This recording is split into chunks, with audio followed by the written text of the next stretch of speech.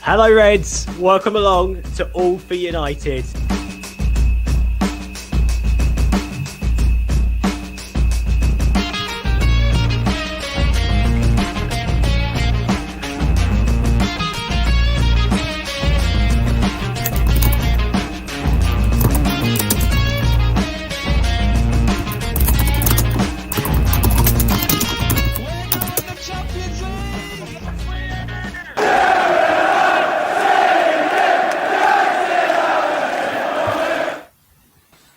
Hello and welcome to All for United with me, John Foster, MUFC.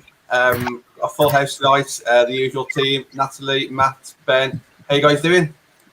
Good. Yeah, good, mate. Not bad, mate, not bad.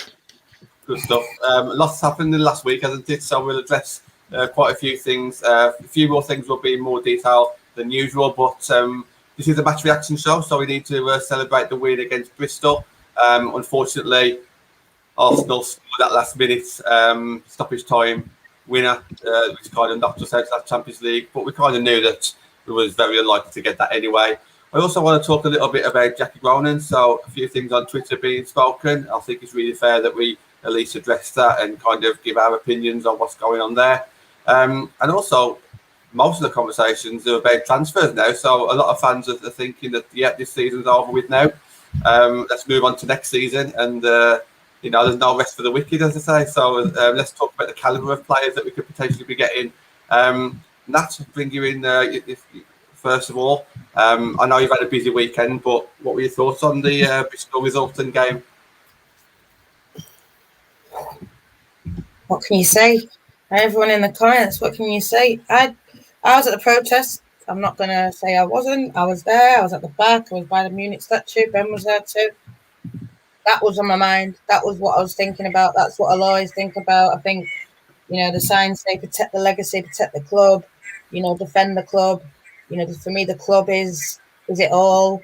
So I was prepared to. The men's game didn't even go ahead, but I was prepared to stand out there all night, all day. You know what I'm saying? I wasn't interested in what games were on. Really, I know that sounds horrible and harsh, but for me, it's about the badge always. And, it was a good protest, in my opinion. Most of it was peaceful. And I will get onto that. But in terms of the Bristol, so the lineup, I thought, what's going on is what it is. I've seen a lot of highlights. Press looked absolutely out of this world. And for me, I think this is what we've been waiting for. This is what we're seeing from her now. We're seeing the best Kristen Press. I've always said, Jonathan and Natalie, let's wait, give her time. It's no shame. You have to adapt. She came in. And she started playing about October, November, on and off. Leah was in there having a lot of fun, form, and having fun. Russo was in there on form, having fun. Then they started to get injured. And then when I thought she would have stepped in, because the time fitted perfectly, Russo was out. But then she got ill in December, and so she missed all that. And then she was just thrown in versus Chelsea, Everton, City, all these big games. And, that month before, that December, when we had Bristol and Aston Villa and all that kind of, no offence to these clubs, but that would have been perfect for her to build herself up and then go and play in Everton and then go and play at Chelsea. Yeah. We didn't even have that Everton. It got pushed back to later. So, she had to come in when it was like the most important games. And I feel like now she's had her time, she's adapted fully, and she just looks levels above, class above, and she was part of the reason why I got that goal. There was shots from her that was saved and all this kind of stuff, and she's a shining light in the team. And I've seen people saying about Mary, I saw she made a really good save, and she stood up well against Ebony as well. Yeah. So that's a good thing. Ebony didn't score, but yeah, it is what it is. Straight through the wins. What we say, straight through the wins. Yeah. You mentioned Kristen Press there, and I've said myself, I'd just like to see a win of games, and she's getting that win of games now, so it shows that, and also she's surrounded by maybe a group of players who weren't even first choice, and she's still performing well and getting those assists. So, my take on the game, I think the first half, even though we had possession and we had chances, I think the top three chances came from Bristol, and I think we was kind of lucky to go in at half-time 0-0. Even though it was 0-0, I could still see us getting chances. I thought that first half, Kirsty Hansen, then that left-hand side, was creating things. Kirsty Smith was joining in attacks. But even when she was finding a ball into the box, our shots were just getting blocked. And it was Bristol's 3 chances. I think one hit the ball, one header just went wide, and a save as well. So I think, so Bristol, I think, started off the first half quite well. But then the second half, as you say, the Kristen press, and everybody in the comments are saying it as well. And rightly so. She really did help us in that game. Matt, I mean, we wanted to see a few goals. It was only 1-0. What were your thoughts on that scoreline? Because I think going forward, obviously going into next season now, these are the games where we need to start getting a few more, don't we?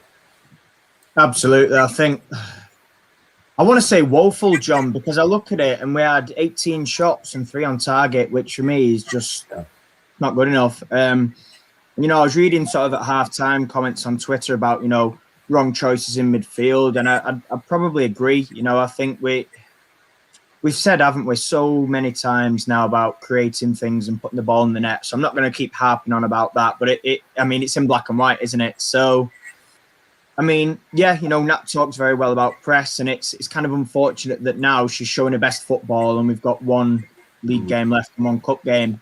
And then we're still wondering, is she going or is she staying? So, in terms of that, I'd like to see her stay and carry that into next season. But yeah, performance-wise, to only get 1, I don't know, it was surprising, like you say, we're looking to go into half-time level. I thought, they came with a game plan, they stuck to the game plan.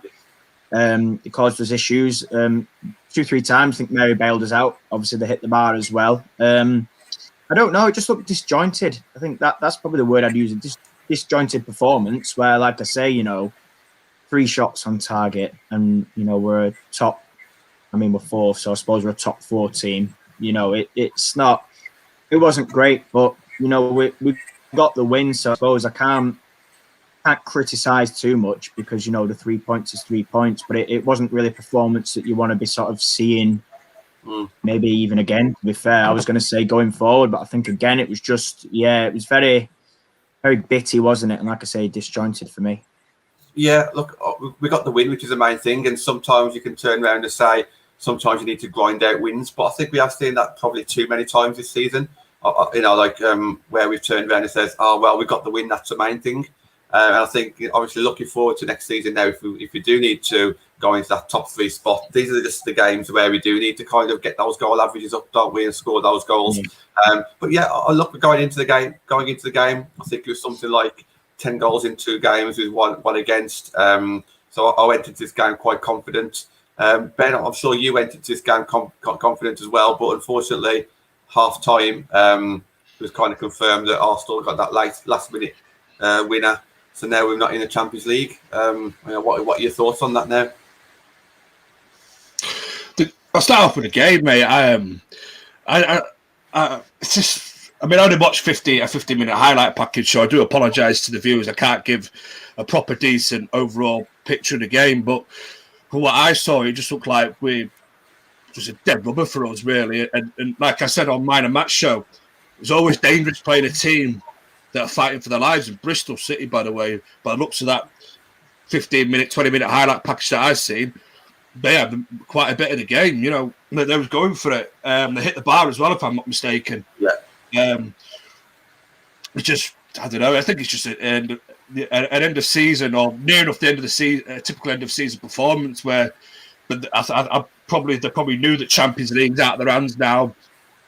It's just, I don't know. It just seems a bit of a deflated performance for me. It just seemed a bit, as Matt said, bitty. Just didn't seem like there was like a get-go. Do you know what I mean? It didn't seem like there was up for this one. It just seemed like it would be like, oh, it's Bristol City. We should steamroll them. The fight for their lives. But I from what I've seen, it was just diabolical. To be honest with you, I just thought it was just like, was there any effort in it? You know what I mean? But again, you can't take too much for a 15-20-minute highlight package. I didn't watch the whole 90 minutes. I didn't get a chance to. I wanted to, but I didn't get a chance to. But from what I'd seen, it just didn't look very good. But we got the 3 points. You know, I think MUTV put it down as an own goal. People are saying to Jane Ruskell. I don't know. You know, to me, it looked like an own goal, but you know, main things, we've got 3 points, I suppose. You know, and hopefully, last couple of games we've got left of the season, we just up the ante a little bit. Let's just go out on a bit of a high. I don't want to see us just play lethargic football. I wanted to see us play high energy football like we know we can play, you know. But I don't know, mate. It's just one of them, I think, innit? We'll move on to this point shortly, or later on in the show, John. But there's a comment here from Joel L. I always get confused saying that name. It's a great name because I can never pronounce it. I mean, I agree with that statement, but I think it would mean more if the game meant a bit more to us. As you said, Ben, a bit like a dead rubber. We knew that we wasn't going to get through. And I don't think we're giving Bristol enough credit as well, because they were fighting for their lives. And Matthew, you mentioned all the shots that we had and only 3 on target. I agree that there was quite a few that I think Kirsty Hansen skied, and which I wanted her to take the shots, but they probably weren't the best shots, and she was probably my player in the first half. But yeah, a lot of hers was going over the bar and wide. But for me, Bristol was actually putting good blocks in as well. So they were throwing bodies in front of the ball, and I think they did a bit their end as well. And for me, I think the trouble came from the midfield. We just weren't being creative enough around the centre. And I'm not on about like the centre regarding like the halfway line. I'm on about like in the centre, like not the wings. So I think the wings, we looked quite dangerous. We was putting crosses in. They weren't really going anywhere, but that was, to me, where we did look more dangerous. It was more actually in the centre. And maybe that's because Tooney probably didn't have her best game, unfortunately. She was quite quiet. So maybe on another day, she would have been on her best form. And then maybe we would have seen something different. I mean, Nat, can you take any positives out of that one now? Obviously, it's another win. That's 3 back-to-back wins. I think the fact that we played absolutely diabolical, we got the win. Yeah. That's the positive. Played diabolical, got the win. Like what Ben's saying, we didn't really look up for it. I mean, the last time we had a game like that, it was Brighton, and we lost. And it didn't look like they were, you know, probably the same kind of performance. But this time we got the 3 points, and not good enough that obviously these performances are going in. I know Casey says, "Oh, it's all on me," but I think the players need to look long and hard at themselves and think, "Why am I whatever's going on, whatever." And I know we're going to go into some things and stuff and things that we've heard, but you know, we need to look at. I'm playing a game, no matter who I play for, whether it's a Man United badge, whatever badge it is, I don't care. You have to go out there and put in a performances, and I think a lot of these games that we've seen, they wouldn't play like that if we were there. They wouldn't, John. Yeah. We were there saying, "What the are you doing?" You think that let it lie. And I think it's been a hard year for everyone. People haven't seen the family. People haven't seen this. All that's going on while we're in this the blackout. You know, all this racial abuse. You know, everything that we talked about. It's not easy, but I just think the positive for me is we played probably the same level we played at Brighton. It was Brighton, wasn't it? But today we got the points. And listen, I agree with you as well about Bristol. For me, they're the best team in and around at the bottom. Maybe not in terms of, but in terms of fight, like they are the best. You know, I think they've got a lot more fight than West Ham and Villa. Obviously, they are bottom, but I can see them getting out of it because I think they'll get a win, whereas the other teams probably won't. And you know, they've scored a lot of last-minute goals, so that it was never going to be a walkover. It's never going to be easy. It's just, I think it's the effort and the manner of the performance more than that people are probably upset over. Yeah, I agree with that. And just regarding that comment on screen, I believe obviously Russo was on the bench in the previous game, but then I think, according to Casey's press conference, I think she used the words, "We're going to manage you until the end of the season." So I think it might be something along the lines of, if you're not 100%, then it's not worth risking, unfortunately. I say unfortunately because it would be good to see her again before the end of the season, but maybe the FA Cup, maybe. Matt, so unchanged starting 11. We'll talk about Jackie separately, but obviously it's not the strongest starting 11 that we've got, but possibly it was the strongest starting 11 at our disposal yesterday. Yeah, I think I mean, I'm saying yeah. Obviously, Leah was on the bench, wasn't she? But I'm assuming she's not fully fit. And obviously, you touched on Jackie.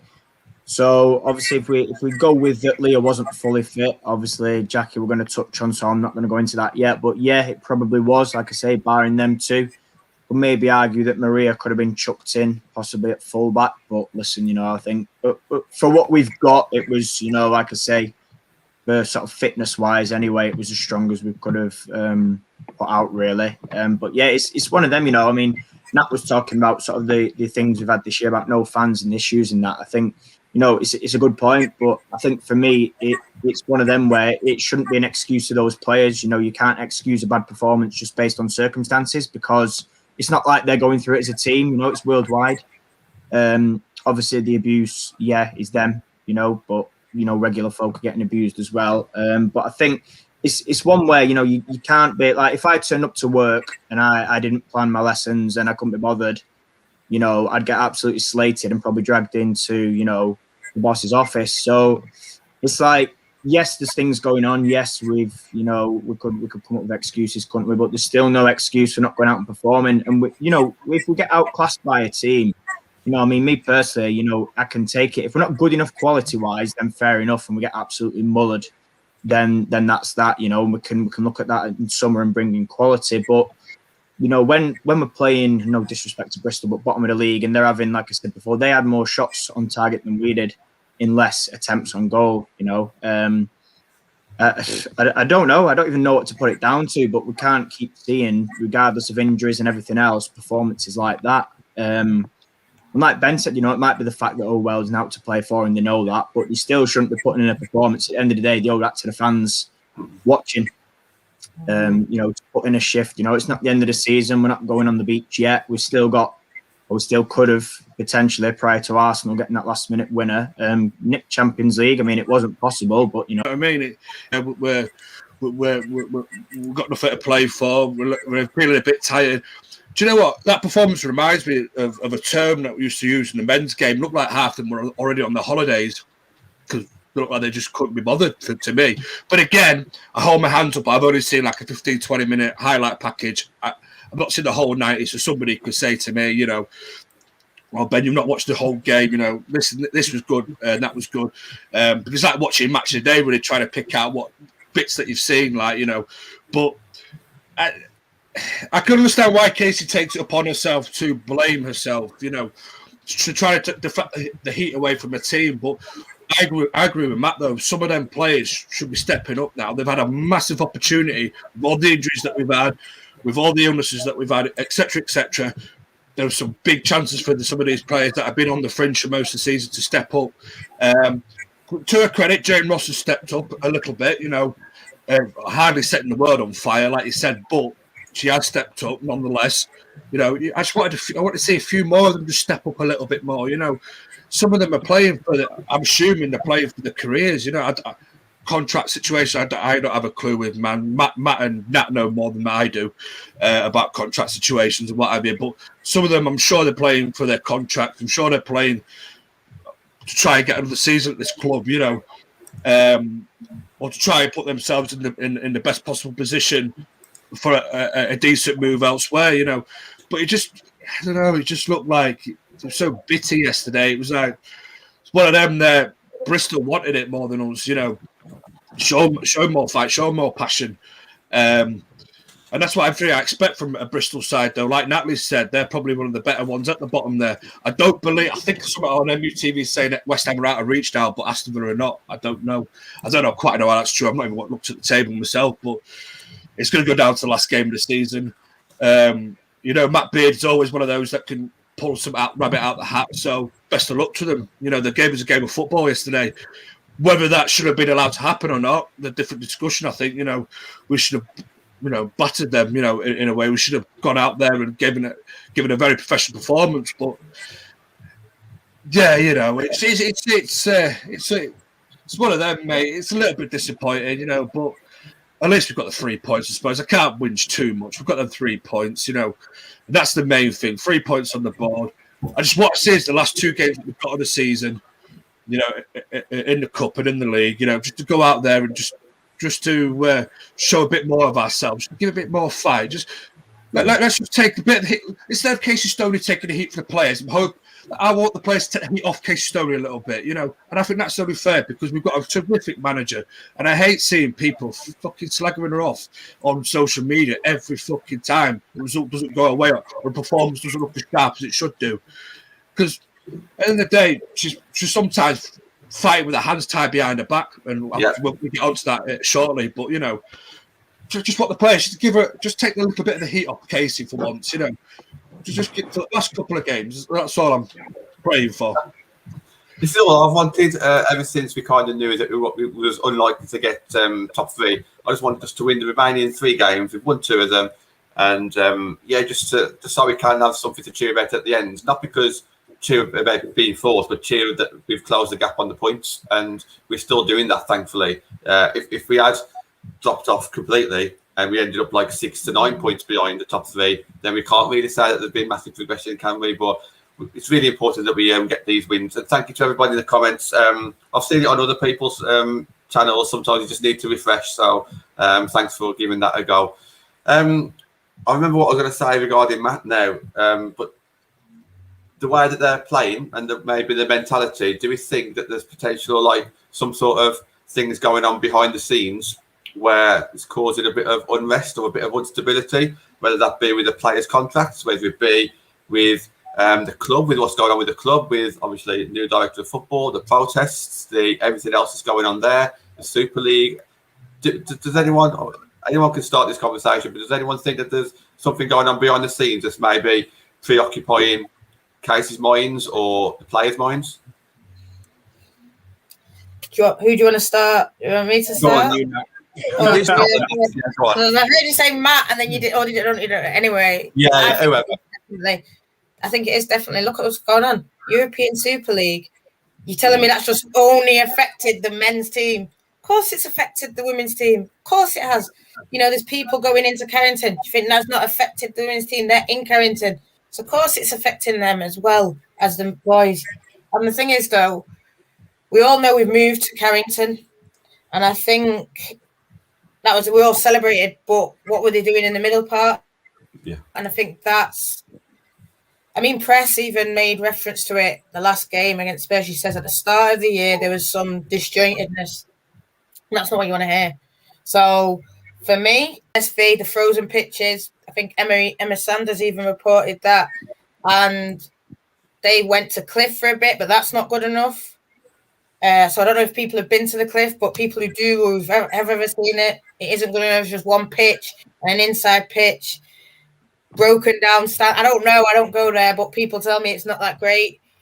And then so they went there. They tried Little John Road, and I think it's all this trying. You don't want to be doing trying when you're playing City and Chelsea, Everton. You want to be settled for the whole season. You know what you're doing all the way through. And I think they've finally got into Carrington now. But anyone who watches the men's 18s on MUTV, you see big tents in the background. So I've not watched it, but I've been told you see big tents in the background. That's where the women are. So it's sort of as if, I don't know how it is. It's probably better than where they were. Yeah, it's an upgrade, but it's a sort of temporary fix till the end of the season. Then pretend you've got a contract there or you're thinking about joining Man United. Where are you training? Show me your training. Oh, I don't know yet. That's, I just think for a club where we are, and I know we're only just starting in the women's game, and I know it's only this, and people might think, oh, this should be great. Listen, you just want consistency and a good standard. And I think, but this club isn't really known for that. You see Old Trafford, it's not that great. Gary Neville said it's not even the top 5 anymore, Carrington. Back when we did it up, it was great, but back now, it's not really that. And then, I know you sort of talked about contracts. They started doing contracts, didn't they? And Jackie signed at the same time as Lad. And they both signed 3-year deals, but yet Lad's signed a new contract and Jackie hasn't. And I remember when it was happening, and I remember even if Susie said, I'm sure she still is, and we were saying, oh, they're doing a video with someone, then they announced the contract, and they did a video with Jackie, and then we were sitting there like, well, where's the contract then? Yeah. And for me, I think this game showed how important Jackie is. Jackie came on to the pitch, changed the game. I mean, there was 2-3 chances that I saw, and it was all through Jackie. It was Jackie linking with 2-0, linking with press, and I thought, right, this is football again, let's go. And then what really upset me, and I mean, maybe it was directed this way, but she sort of said, Jane Ross came on and changed the game, and I get it, right, Jane Ross. Everyone's slagged her since day one, but, when we talk about people stepping up, that's a person you thought, she's a striker at Man United, you need to step up, you need to do it, and no offence to her, I think most fans will say, it's not worked out, thanks for everything, but to sit there, and I get it, you want to put confidence in Jane, but be truthful to the people. Jackie would change the game. Don't sort of sit there and go, Jane Ross was great, and then just fail to. And then she even said, Jane Ross was great, press was great, and then I just thought, well, Jackie was there too, and I don't know, I just didn't like that she didn't mention her name. I don't know, because she was a sub, you brought her on, she changed the game, and you don't even mention her. I don't know. It doesn't feel comfortable. I know we had chats, didn't we, John? I don't know. I don't want to say it's fact, but there's strong rumours that maybe someone's fell out with someone. I don't know. I don't know. But it's just, I expected Jackie to have already signed a contract. She's not. And now you're saying Jane Ross changed the game, and now you're not even playing Jackie. I know she's got strap in on the leg, and I've seen people saying she got injured in international. But if you can come on and play 60-odd minutes, I don't know. You can come on and play 60-odd minutes and change the game. Why not just play the first half then? Or why not do it that way? I don't know. Unless she's sort of thinking, no, I'd rather change the game. But then you don't even mention I had that question written down. No, sorry to interrupt, but I had that same question written down. If she's good enough to come on as a sub, then obviously she should be fit enough to start the game. I understand with like Galton, who's coming back from an injury, and I know Jackie's obviously not fully fit in theory, but to me, go on, sorry. Unless she's saving her for the Olympics, that's the only thing I think. It's come from the Olympics. Man United more important. That's the only thing I can think. Trying to be nice to her. her. Oh no, I know what you mean, but if I was Man United manager though, Olympics. Yeah, but you know what they're like. Whoa, so this and that. People say Press was injured. I don't think Press was injured just before the international. I don't think she was injured. I think she was trying to make sure that she was all right to go away on thing. And Casey's that kind of manager. She wants her players, and obviously that's important to Jackie. And I get it. I would say the same as you, Ben. Fuck the Olympics. I agree with that. I agree with what you're saying. If you can start it, you can finish it. If you can finish it, you can start it. Kind of, she should. I agree. I totally agree with that. But you've got to remember who's paying Jackie Groenen's wages at the end of the day. It's Manchester United Football Club. Holland surely gets her appearance money. For the Olympics. You know what I'm saying? So, end of the day, I think if that is the case, the manager's got to put a foot down. We're paying her wages. We're not paying her all this money to sit on the bench for the Olympics. But. And I agree totally what you say, though, now. I agree totally what you say. That's probably could be a really decent valid reason. But for me, that would widen me up like it has done now. We're paying her wages. We're not paying her to sit on the bench just to keep it cushy for Holland. You're playing for Manchester United. You want to play for United. If you don't, the door's there, as far as I'm concerned. Jackie Groenen, no Jackie Groenen. Door's there, goodbye. If Holland's more important to you. Same with any player. If international football's more important to you than United, door's there, goodbye. Don't care how good you are. Because that stuff started winds me up, man. Paying decent wages for these players. I know the wages are so much smaller and minuscule compared to some of the men's team that we're paying ridiculous wages for. But in the day, you play for Manchester United. But I totally get your point now. Sorry, I didn't want to be rude to you, Nat, or anything. No. But that's just I'll shut up now. Well, I'll bring Matt in regarding potential unrest here, there, and everywhere, and then we'll just elaborate a little bit more on Jackie. But yeah, Matt, I mean, something doesn't quite seem right now. It could be the fact it could come from the top. So maybe, for example, Casey's getting pressure that maybe she doesn't deserve, or pressure from above that she's not happy with. Whether that could be absolutely anything.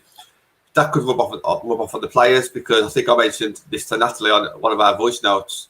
As a retail manager, if I'm having a bad day, I know that all my team will see me having a bad day. If my boss, the area manager, comes in and he gives me a bit of a hard time, then that would kind of potentially impact my players, my team. Now, I'm aware of that, so I try and keep it to myself 9 times out of 10 and let them carry on and then just give them some feedback. But they know that if I've took a rollicking or if I've got a disagreement with my boss, whether it be, it could be their problem, it could be my problem, it could, doesn't matter who's right or who's wrong. If there's something going on behind the scenes, it will filter down to the players, won't it? Casey said herself that she sees those players more than she sees the family, vice versa, especially with COVID at the moment. We know Casey's got a lot of respect for those players. If Casey's not happy, for whatever reason, then maybe the players aren't happy. Matt, can you think of any reasons of unrest apart from the obvious, with obviously what Nat said regarding the Super League and the process, etc.? I mean, the only other thing I could think of, and it probably wouldn't be correct, was obviously John Murto going to sort of, I mean, listen, he's obviously got some involvement still in the women, but going over to sort of the men's side, I don't know, maybe they could be possibly thinking, is it going to affect them? Is it going to mean they get less? Is it going to be run differently? And I don't know, but I think you might be onto something when you were talking about, if Casey's feeling pressure or something's happened and it rubs through to the players, absolutely. I think it wasn't too far, was it last week, when they come out and said, oh, well, no Champions League means we lose 350 grand. And it was something me and Ben discussed on Saturday. And, obviously, I know Ben talks a lot about budgets and things and the owners. And it could be potentially that, maybe she's been told, well, actually, we had this. And now, look at the finances and the way stuff's gone. And obviously, we didn't get fans back before the end of the season. And we thought we might have been. You've now got this. Which then could lead to a delay in contract negotiations, because obviously if you've got players out of contract, they're going to need replacing, and that's before you even offer new deals to other people. So I don't know, it's difficult to take it, but it does feel like the more this drags on, it does feel like that there is stuff going on behind the scenes that we don't know about, that's either going to come out very soon or not come out at all. But it's a very strange situation. On the outside, it feels like there's a lot of frustration, and I don't know whether that's players and management or just management, or I don't know, but there's something not right. And we've discussed it with the injuries, and then there's the investigation. But it feels like maybe Casey's not being backed, and I don't know. Listen, I could be miles off with this, but like I say, these are just my sort of personal views from how it looks. But it is very strange. I know we said, in fact, I think Vix pretty much says it there. Kind of about Hayley. We were crying out at one point, wondering what Hayley had done to get benched, and now it's happening with Jackie. And it's like, well, surely you're not thinking that, Hayley and Jackie shouldn't be starting. I mean, obviously Hayley is injured now, but it was bizarre. And she went through that patch, didn't she, of not playing Hayley. And we're thinking, well, what had she done wrong? And it's the same with Jackie now. You're thinking, well, she's not done anything wrong. So barring an injury, but it's like Nat said, if she's fit enough to play, 45, 50 minutes, half an hour, whatever, then it's like, well, hang on a minute. It's a bit of a strange one. So I can't get my head around it personally, but like you say, there must be something. It's got to be upstairs. And like you say, it rubs off, because I know you give an example with work, and that's the exact same for me. If something's gone wrong for me or I'm having a bad day, it rubs off on all the kids I'm teaching, and they know they're not daft. They might be young, but everybody knows. And I think that's it. I think if you see your manager feeling the heat or something going wrong, and then players are maybe in the dark about it, and they start asking questions and wondering, it does filter through the team, and then there's questions asked. Go on, Nat, jump in. No, but then I feel it filters through the team, they feel it, and then we see the team performance, and now we're asking the question. You're right. This is what it is.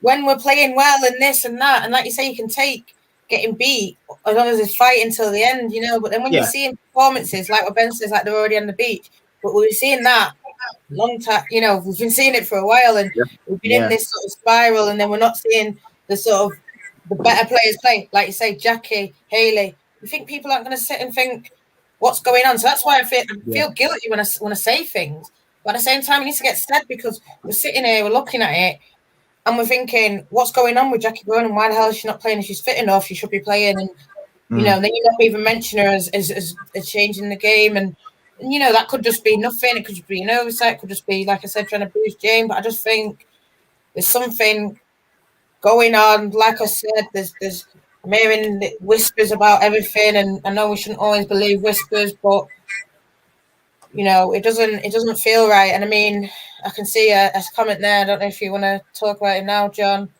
The story of Lauren. As far as I've heard, we all saw that story, we all talked about it, and then I was just about to say, Namrata came on and said, do they actually back, because they don't even get the same amount of money, so it's all that kind of stuff. But then I was obviously on Saturday, bumped into a Sky Sports journalist, prominent one, James Cooper, asked just slyly, just went, is it true about Lauren? He went, don't know about anything else, what's going on with anyone else or anything, but that one's true.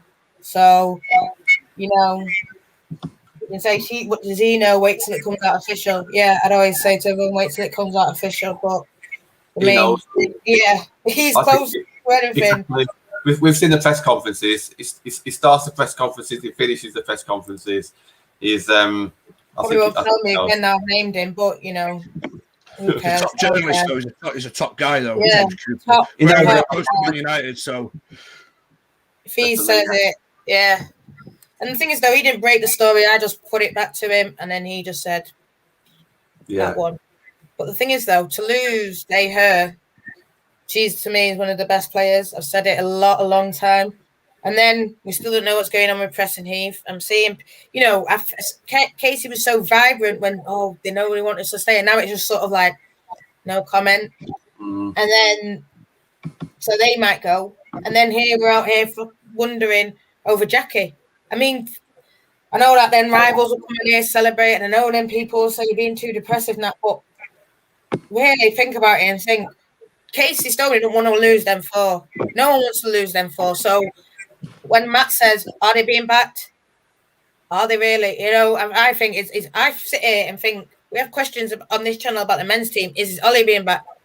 So why are they going to back Ollie but not back Kate? You know what I'm saying? Why they're not backing anyone? You know, not in a horrible way. They're not backing anyone, really. When you look at it deeply and truly, they're not backing anyone. And, you know, with women's football, it's growing. And to get players like Preston Heath, you have to put more money into it. It's not the championship days and we can just throw a little 100 grand or whatever and swamp the league. It's big time. It's the elite. And, you know, players are going to be wanting, look at Pernil Hard. I think she nearly went for $1 million. You know what I'm saying? So to get those players, you know, no one's saying, we want to win it now, tomorrow. No, I just want to be. And I think for me, with Preston Heath, was that our best chance? That's how I'm feeling now, and I shouldn't be feeling like that. Yeah. But, can I go on, Nat? Finish off. No, yeah, go on, Matt. No, I was just going to say, I was going to chuck something out there, and this is obviously either to you, Nat, or anyone, but do you think maybe players sensing some unrest or questioning ambition, and I don't mean the manager's ambition, but the manager of a club, you know, I talked about not being backed, but do you sense maybe that, well, now Preston Heath are maybe thinking, well, no Champions League, talking about a loss of money, we're not getting backed, people like Jackie maybe questioning the future, you know, me and Ben talked a lot on ALG on Saturday, and there's a lot of people upset saying, why is she going to the rivals? So Lauren's got reasons for that, but it sort of makes you wonder, doesn't it? You know, do you think as a whole, the club, not the manager, that players are thinking, well, hang on a minute, this isn't quite what we were told or sold, which is obviously no fault of Katie, but the club in general.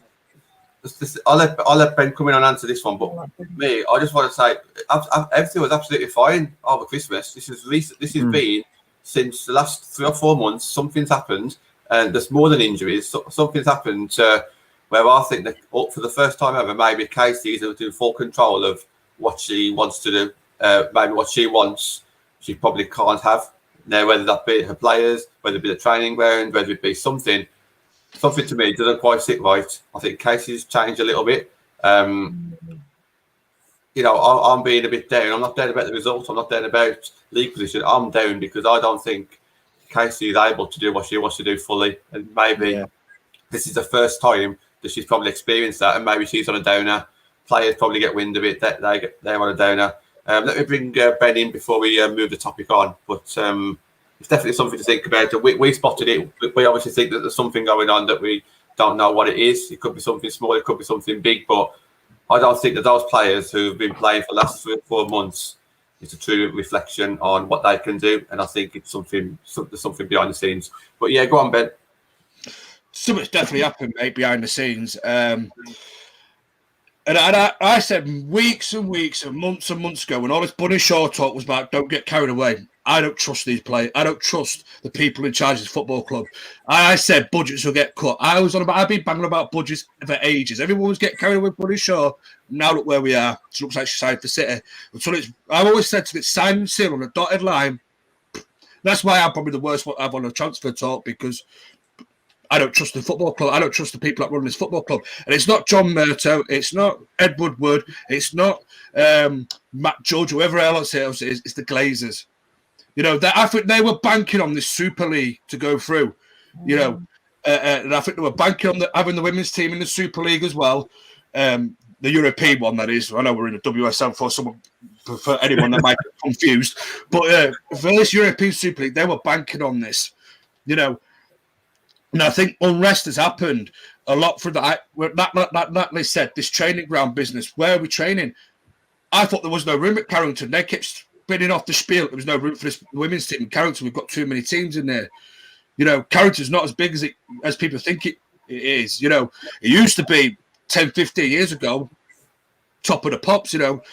Man City are now fucking moved away from Carrington and outshrining us for everything. Look at their fucking Etihad campus. We should have had something like that. You know, we should have had a little stadium where our under-23s, under-19s, women's team all play based out. We shouldn't be at fucking Lee Sports Village. Don't get me wrong, Lee Sports Village is a cracking venue. But I agree. Why are we training? Why we end up training up down there? The facilities down there are no good for a professional outfit. There was all right, I think, for season one. I could understand for season one, a maiden season. I could understand. We used that because I think there was rumours of Carrington getting, the Cliff getting redeveloped and redone up for the women's side. What's happened to that? We all know Carrington's old school. Carrington's a very old school facility, you know. And for me, I was against modernising the Cliff. Sorry, not Carrington, the Cliff. I was against modernising it because of what that building represents, you know. And I think it's very good, and it harks back to where the Manchester United used, you know, for all the legendary players that have trained there. The class of 92s come out of there. Best Law, Charlton have all trained that facility. So I was against like modernisation it too much, you know what I mean? Because you might take the speciality of it away. But why haven't we got somewhere else? You know, why haven't we looked to extended Carrington, you know, to give, over the last couple of years, to give the women's side like a little base, you know what I mean? A base of operations where maybe they're away from the men's side a little bit. They've got their own building. They've got their own 4, 5, 6 training pitches. They've got their own indoor facility to go train indoors during the winter months. You know, they've got their own gyms to use. They've got their own sports scientists. They've got their own nutritionists. They've got their own chefs. They've got, you know what I mean? That's the way you've got to look at it. You know, and I'm thinking, it's Casey finally getting fed up with getting fobbed up with bullshit excuses. Do you know what I mean? From the board, you know, from the owners. I've always said for Casey to back. I think Natalie had the point yesterday when we was walking to Old Trafford for the protest. She said, "Why can Ollie come out and say I want Cavani to stay and all this lot?" But that's because Ole Gunnar Solskjaer can say that. Why doesn't Casey Stoney come out and say I want Jackie to stay, I want Lauren to stay? You know, do you know what I mean? Is it because she's been told that she can't say it from those above her? Or is it because, as we always say, that's the problem with the women's game? It's too secretive. It's too kept in house too much. You know what I mean? Whereas we know the men's game, everybody asks these sort of questions. You know, managers get asked these questions day in, day out, week in, week out, month in, month out, year in, year out. You know, what's happening with this? What's happening that? And fair play. I think the women's game started to finally cotton onto that. We've been getting press conferences finally. You know, but I think it's still taking baby steps, you know, to get them sort of answers. But I'd love Casey Stone to come out and say, I want to keep Jackie. I'm trying, I'm begging her to stay, you know. But I think, as I said earlier, I think her hands are tied behind her back. I think you can even say, like, gagging orders, as she'd be told, you can't say that in press conferences. Don't say this, don't say that. You know, from Isn't people it, here, you know.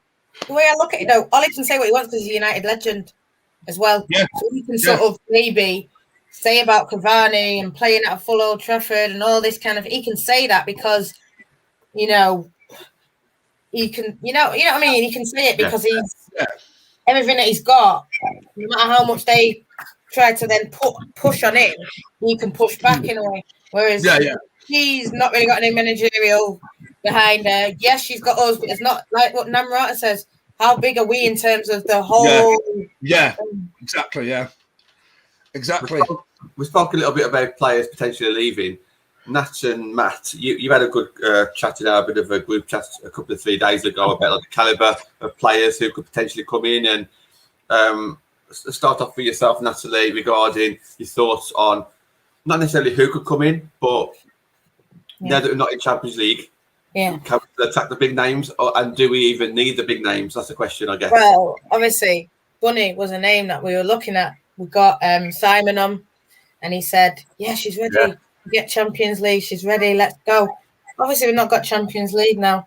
I think it was Bunny, there was Engen, there was some next one, there was this man, there was that man. One's from Leon, one's from Barcelona. Bang, the world was our oyster. And I even said it, I think, John. There was 2 ways we could go. We can, I think it was the City game when we got Emma on. I said one of us are going to go to this, and one of us are just going to. I didn't say go down, but I said it's going to be building up. And for me, I see a lot of people talking on Twitter.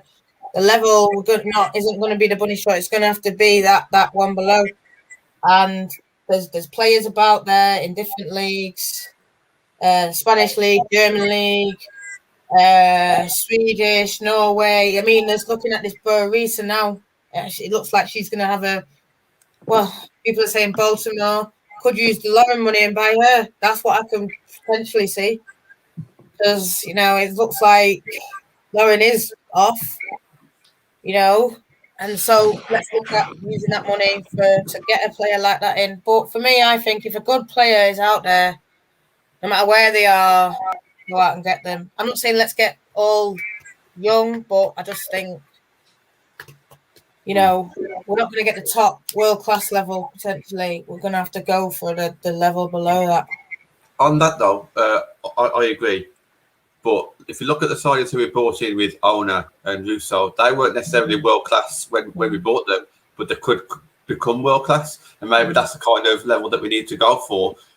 However, what contradicts that is what Casey said in a press conference. I think, was it Emma Sanders who said it, I think, who asked a question about what kind of players you want to bring in. And she said, I want experienced players who know how to win. So to me, now I'm thinking like the more older players again, maybe. I don't know. Matt, let's bring you in on this one. I mean, what are your thoughts on what Natalie's just said on that one? Yeah, obviously you talked about sort of the discussion we had, and I know, young players with potential was something that got mentioned. And then obviously, like you said, we talked about winners, but it's like Nat says, we've gone from names like Bunny Shaw and potentially, Baltimore and people like that to now thinking, well, hang on a sec, we're talking, like you say, winners, which is fine. Could it be older players potentially? I don't know. It leaves us in a bit of a sticky situation, doesn't it? Because we're questioning finances, we're questioning rumblings behind the scenes, and we're now wondering who we can get in. And I think if you're a player coming in, you've got to want to know sort of what's going on, haven't you? You don't want to come in and be like, well, like we talked about before, where am I training? Is the manager being backed? Am I going to have this provided for me? Am I going to have that? So it becomes difficult. But, I think some people say, look abroad, and that's that. Some people say, look here. I know I chucked out names. Some people didn't agree. That's fine. But it's going to be interesting but difficult, I think, summer now. It becomes a little bit not quite how we thought, just the way the season's panned out. But I think I chucked Paris in there, which sort of gets your winning mentality and the experience. Obviously, people saying she's a little bit lower than what we would have got, which is fine and is correct, but that's possibly the market we're looking in. And I think you might have said it, Nat, she may have been, had she come in, or if she comes in, she may have been somebody that improves the bench, which, could be. But now, potentially, we're looking at somebody that could be the level of signing that we get. It might be that, we do sort of drop to those levels, but it's difficult. I talked with Ben on Saturday about trying for G and Beth England at Chelsea. Would they drop out of the Champions League to us? Possibly. It depends how desperate either player is to leave. But again, yes, it's one of them. We talk about winners. I think it needs to be quality. You can go out and get winners and leaders, which is one thing, but if they're no good, it's pointless bringing those players in if they can't perform on the pitch. So, Yeah, it's going to be interesting whether I think we will. I think we'll probably go abroad more than England. They might get 1 or 2 players from the WSL, but I can't think really, without raiding teams above us, who that we could end up with, because I look at teams lower down, I think who's going to come in from any other team that's going to improve us. You substitute goalkeeper, but we're talking starting 11. There's not a lot, is there? So, yeah, it becomes difficult, really. That's just my thoughts on it. Like I say, it's going to be an interesting summer. I've said this, for a bit now. I think incomings and outgoings, we're probably being for some surprises, because that always happens. We may look again. Would we potentially look at loans from America, possibly? Mm-hmm. Yeah, who knows? I think it's one of them, but shopping abroad's not necessarily a bad thing. I've talked about players that are out of favour at Lyon, potentially looking for moves from PSG, places like that. I know Nat the other day chucked in some young player from, I think it was Italy. Haley Bradley. Options there. And I know we had Simon on the show, and he was talking about, I think there was a young central midfielder that he mentioned, a Jamaican one, and a goalkeeper that I think they were both in the US system at university. So it might be that, but that's what I think we're going to have to do, though. I think we're going to have to go through young, sort of on a battle, 21 years old. Yeah, playing in a third, like not a top French Lyon, Paris, unless, like you say, depends how much they want to drop down. But someone that's in a Levante or in a Hoffenheim or in a whatever the Swedish alternative is. I know Matt's not keen on Swedish, but I like the Swedish. I think Lena Hurtig is a good one, but she's done Juventus Champions League. That was a player we could have got. There's Anna Everard, who scored a lot of goals. But these are all around like the Swedish league or the lower in the German league, and it's going to be names that people ain't ever heard of, but they could be quality. And it's just, I think we've gone from Bunny, this, that one, Engen, these big names that everyone's heard of, to third place German team that probably no one's heard of. But that doesn't mean they're not quality, but. And that's the thing, bringing these players in and to also potentially losing some of our best players as well. And it's a bit like the way you started this conversation, that, it could have gone 1 of 2 ways. And we're very, just because we don't make Champions League, we should, most people would think, right, well, we need to invest more to make sure that we do get into Champions League next season.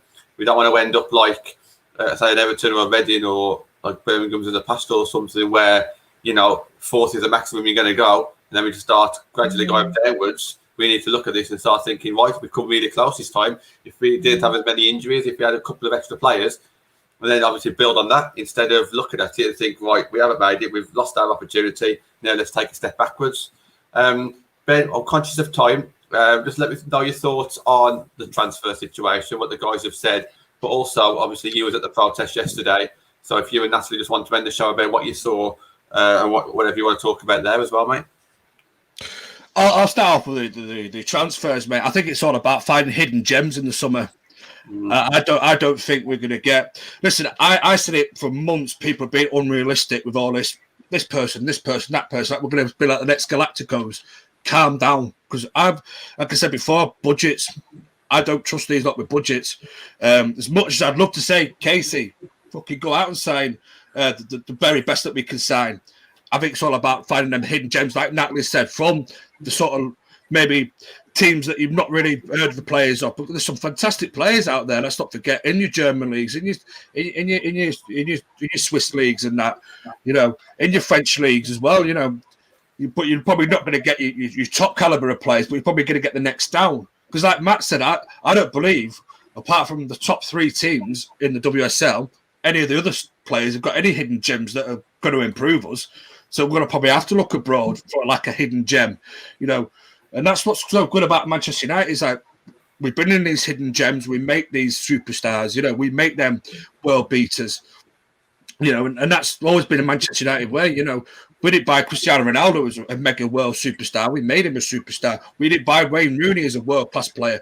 We made him a world-class player. They all have potential there, but it's all about trying to find your hidden gems from wherever it may be, whether it's from within your own league or from abroad, And I think that's what Casey's going to have to do. She's going to have to be smart this summer because unfortunately, I think we probably was banking on the Champions League money, to try and bring in a couple of those more out there names, the names that light up big, bright, shining stars, But unfortunately, we didn't get Champions League football, so we're going to maybe have to lower our expectations just a wee bit and try and get to the try and just find the hidden gems. Look at Ona. I never heard of her before. Like, all right, I'm used to seeing the women's game of players, but look how great she's been doing. She's not playing she didn't play for a world's beaten, fantastic top 3-4 side. We found that hidden gem, we bought her in, and she took to it like a duck to water. So it can work. It can work. Players like this, So let's just. What I will say though, for the last bit on the transfers is, no matter who Casey brings in, please back up. I don't want to see people going, "Oh, we should have signed this person, this person." Remember, she's worked with her hands tied behind her back. That protest yesterday, like what we're getting onto now, they're the real problem. They're the real problem for Ollie and for Casey Stoney. They're the real problem. You remember Ole Gunnar Solskjaer last season? I've seen plenty, including James Cooper, come out and say this. Ole Gunnar Solskjaer's top targets last season were Jack Grealish and Jadon Sancho. Did we get him? No.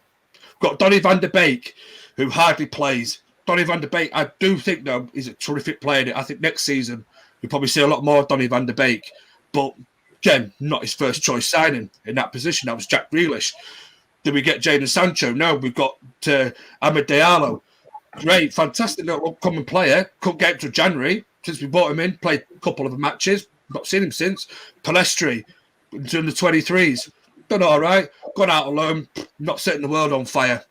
Again, young player. We need to give him time. But, again, with Ollie's exactly the same as Casey, I think. Trying to find these hidden little gems around to try and build them up to being them sort of players that will help us compete in the future.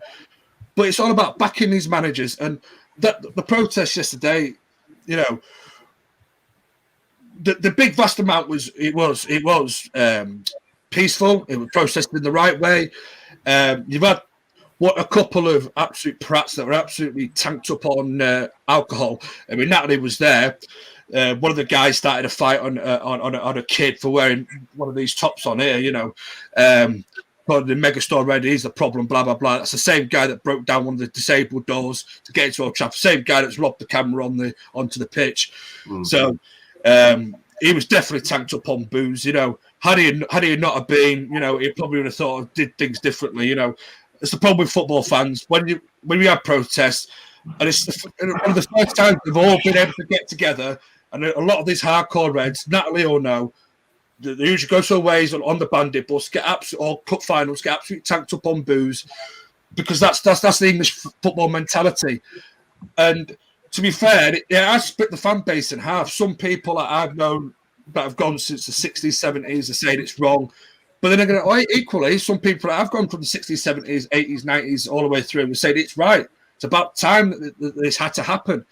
Unfortunately, a couple of people got injured, a couple of police officers, but they're not without fault either. You know what I mean? We've all seen the footage of them punching a guy on the floor. He's got a broken jaw, Ben. He's got a broken jaw. Has he? Broke his jaw. I just read it in the paper. Jesus. But he wasn't, what I've seen on the footage, he wasn't exactly resisting arrest. They were dragging him across the floor. The guy's gone in and punched him.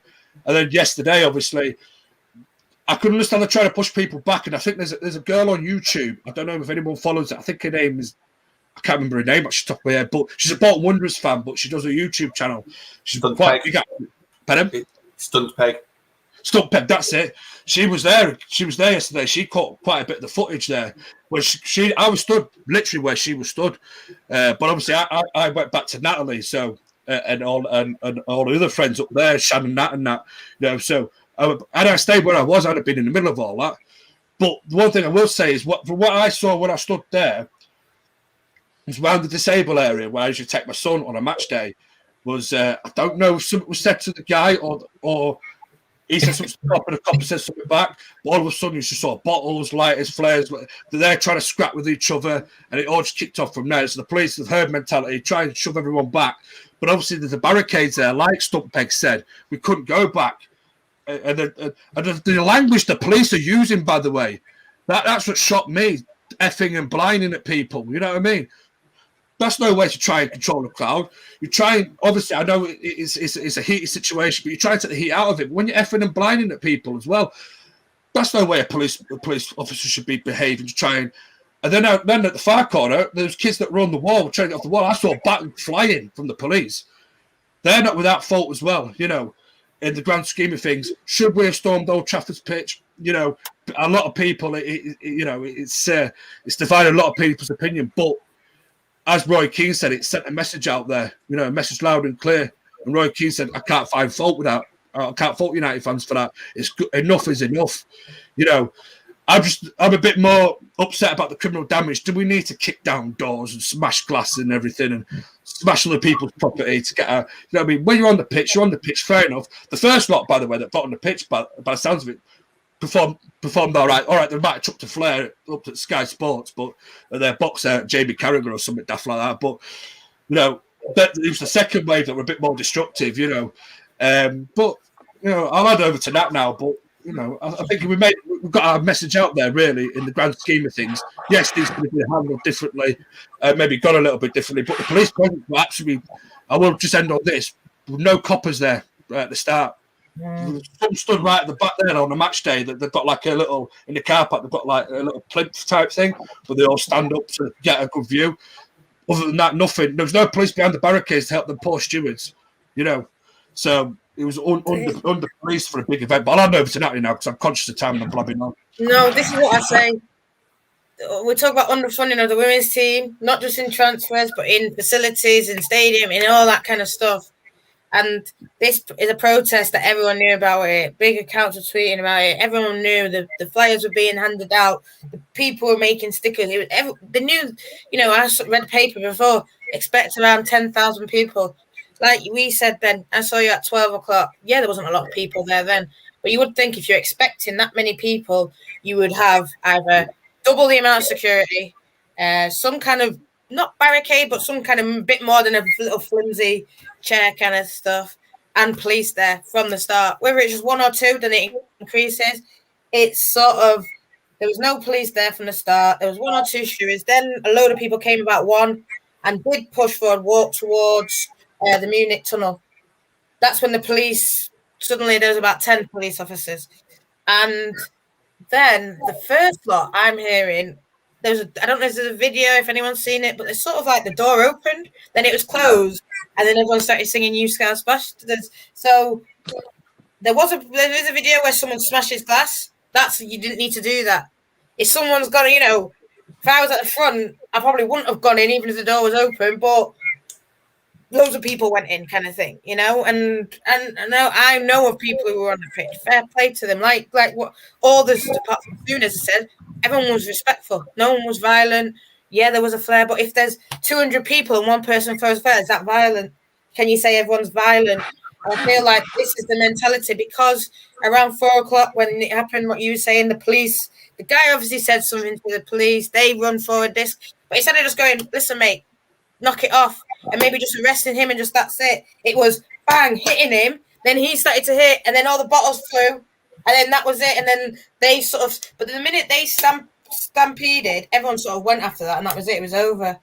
So it wasn't like then there was a mass brawl with 20 police officers and 20 United fans. No, it was just one idiot, and then a couple of, listen, no one should throw bottles, but that's how it happened. And then suddenly it was just all over. So all this, it was such violent scenes. I ain't ever seen no violence. And like he said, this one boy who we've all seen him getting lifted off the ground, dragged along the ground, then put on the floor and beaten, has now got a broken jaw. So I'm not saying he didn't do anything to deserve to get arrested, but did he deserve to get a broken jaw? I think you need to look at, really, like you said, the grand scheme, a statement's been made. I'm hearing talks of a second protest. I'm a bit like that. I'm a bit 50-50. But, you know, if people want to go and protest again, I'd encourage everyone to read Must's statement, because they sort of put out some ultimatums. And I think Must are behind the women's team and behind supporting them, supporting all teams. And it sort of makes reference to that in point 4, where it says, support us in all competitions. So when they say all competitions, people might think Premier League, but no, it's the Super League, it's the Women's FA Cup. Support us in all. It's the Premier League 2. The little boys one.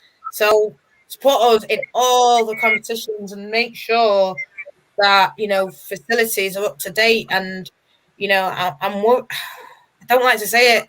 I saw someone people saying, "Oh, there's a trolling in Natalie," but Chelsea fans are trying to go, "Oh, you think you're a big man?"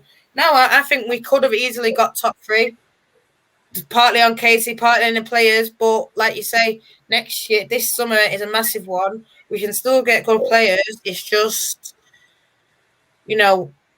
what is it? It just seems a bit. This is Man United, I suppose. This is now us feeling it. I mean, I remember I know we're gonna wrap it up. But I remember I met Rachel Brown-Finnis when we first started, and I said to her, "What's the difference? This women's team, the Glazers." And she went, "No, it's different. They're going to back them. They're going to back them." And like we've all said, it feels different since the winter. Whether that's due to a disagreement, the training facilities sort of not being matching up, coping, COVID, all this kind of stuff, but it just doesn't.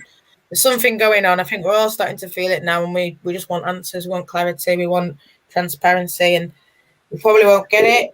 But for me, I think we've got to sort of ask why Jackie's not signed a contract, ask why Tobin and Kristen ain't staying, and then basically ask why LJ is. I think it's a bit to do with her, but what are you doing? What are you doing to push? What are you doing to make sure? And I think they're now valid questions.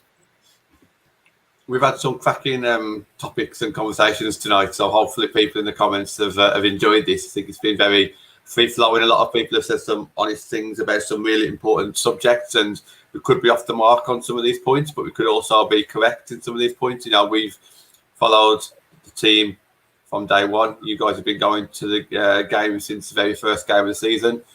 And it's not nice to see when you feel that it's not all in our hands and it's being we're being held back. I am conscious of time, but I would like to end. Obviously, Matt, you've got your show tomorrow, so you can go into more detail tomorrow. But you was out and about yourself yesterday.